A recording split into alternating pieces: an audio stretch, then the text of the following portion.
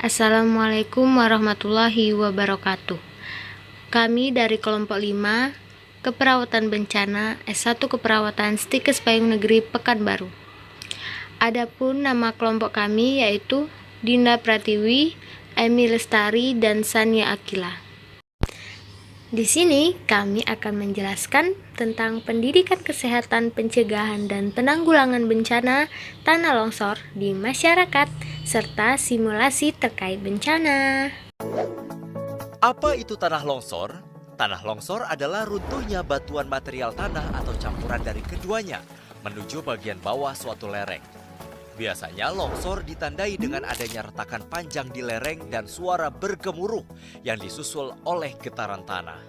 Longsor disebabkan oleh berbagai hal, diantaranya karena penebangan pohon secara liar, tidak adanya penghijauan pohon berkayu, perubahan fungsi lahan, tidak diterapkannya sistem terasering, serta curah hujan yang tinggi. Saat musim hujan menghampiri, ada perasaan waspada, terutama daerah yang berada di lereng gunung atau dataran tinggi akan terjadinya bencana alam tanah longsor.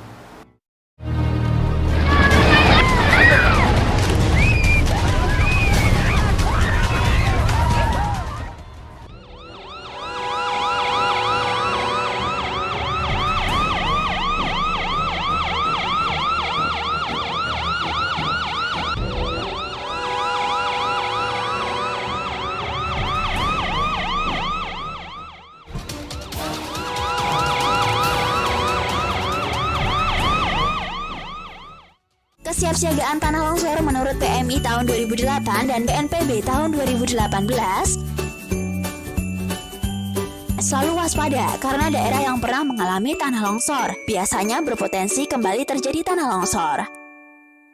Laksanakan langkah-langkah pencegahan. Mengenali tanda-tanda akan terjadinya tanah longsor. Laksanakan patroli. Pembuatan bangunan penahan, jangkar, dan piling. Pemetaan daerah rawan longsor dengan mencantumkan lokasi berpotensi terjadi tanah longsor. Membuat teras ring dengan sistem drainase yang tepat. Mendirikan bangunan dengan pondasi yang kuat. Melakukan pemadatan tanah di sekitar perumahan dan pengenalan daerah rawan longsor. Pembuatan tanggul penahan untuk runtuhan batuan. Penutupan rekahan di atas lereng untuk mencegah air masuk secara cepat ke dalam tanah. Menanami kawasan yang gersang dengan tanaman yang memiliki akar kuat, banyak dan dalam seperti nangka, durian, pete, dan sebagainya. Tidak mendirikan bangunan permanen di daerah tebing dan tanah yang tidak stabil atau tanah gerak. Membuat selokan untuk mengalirkan air hujan. Waspada ketika curah hujan tinggi. Jangan menggunduli hutan dan menebang pohon sembarangan.